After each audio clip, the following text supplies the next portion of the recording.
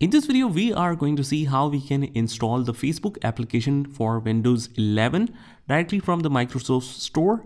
It's pretty quick and easy, so let's jump right in. So first of all, what we need to do is just open up the Start menu and right here, Microsoft Store, hit enter. And from here, just make sure that you are signed in already. And after that, just click on Facebook and you click on that.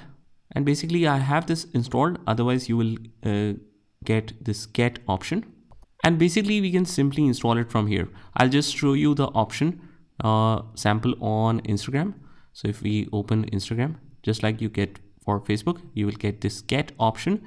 You click on that and it will be installed right away. After that, you will log in like you normally do with your credentials and you should be good to go. So pretty straightforward process here, guys. I hope you found this video helpful, and if you did, hit the like button and subscribe to our channel, and I will see you in the next one.